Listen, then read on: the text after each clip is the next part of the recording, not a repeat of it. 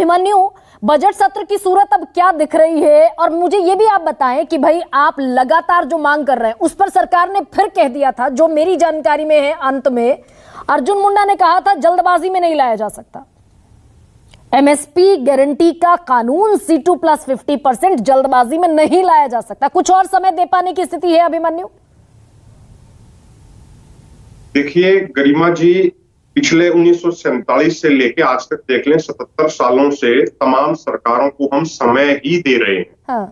देश में पहली बार हुआ है कि किसान हर राजनीतिक पार्टी के एजेंडे में आया है, और उसका कारण ये है कि हरियाणा में किसानों की नाराजगी के कारण भाजपा को नुकसान हुआ।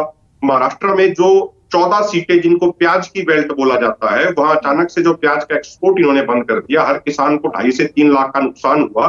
उसके कारण अब किसानों और मजदूरों ने अपनी ऐसी पहचान बना ली है, राजनेताओं को यह एहसास करा दिया, चाहे पक्ष के हों या विपक्ष के हों, कि अब आप हमें नजरअंदाज नहीं कर सकते। और यही कारण था कि 10 जून को बंगाल से चल के तृणमूल कांग्रेस के 5 सांसद जींद पटियाला बॉर्डर पे किसानों से मिलने आए। वो जगह देखी जहां पे शुभकरण सिंह को गोली मारी गई थी, वो ट्रैक्टर देखे जो पुलिस ने सिविल ड्रेस में आके वो ट्रैक्टर तोड़े थे।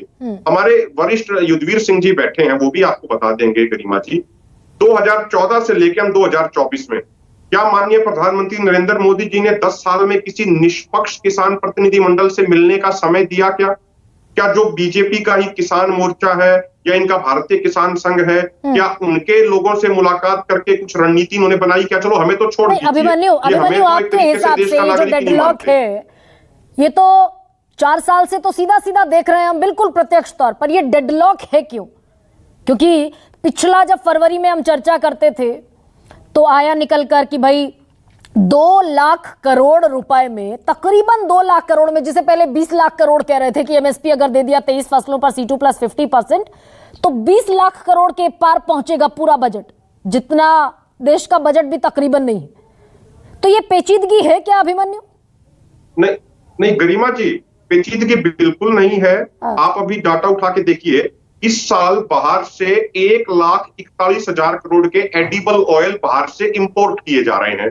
31,174 करोड़ की 31,174 करोड़, यानी आप टोटल जोड़ लेंगे एडिबल ऑयल और दाल को, 31,174 करोड़ की दाल बाहर से मंगाई जा रही है। तो टोटल 1,72,000 करोड़ के मेन कृषि प्रोडक्ट है वो बाहर से इंपोर्ट किए जा रहे हैं। हम कह रहे हैं, हमारे माननीय प्रधानमंत्री जी खुद ये कहते हैं कि क्रॉप डाइवर्सिफिकेशन होना चाहिए। हम तो एक बात पूछना चाह रहे हैं प्रधानमंत्री जी, 2020-21 में जब कोविड आया था तो मलेशिया, इंडोनेशिया से पाम ऑयल का इंपोर्ट अपने आप बिल्कुल खत्म हो गया था, क्योंकि कोविड था।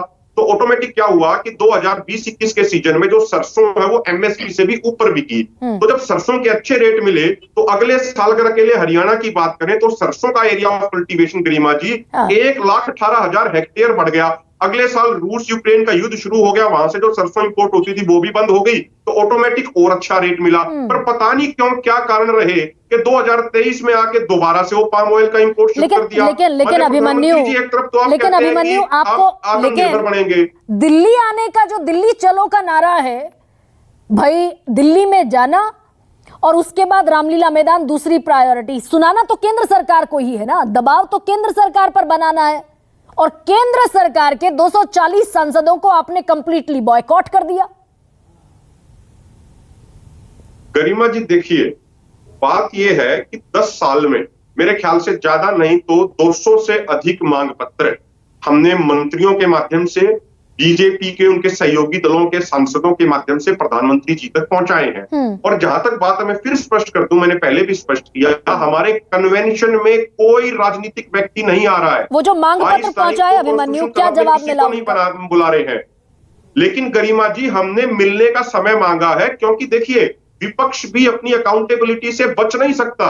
विपक्ष ने वादा किया था कि भाई हम अगर सत्ता में आए तो ये करेंगे। अब वो वादा उनका सच था या झूठ था, ये भी तो हमें पता करना पड़ेगा ना। नहीं, वो जो प्रधानमंत्री जी को आपने अभिमन्यु अंत में पहुंचाए मांग पत्र, छोटी सी बात कहना चाहूंगा मैं, उसका कोई जवाब तो मिला होगा अभिमन्यु? माननीय प्रधानमंत्री जी एमएसपी पे गारंटी कानून बना दें। ये क्यों मौका दे रहे हैं किसी विपक्ष वाले नेता को उस मुद्दे को उठाने के लिए? प्रधानमंत्री जी, वादा तो आपका था, 2011 में आपने किया था। तो गुणी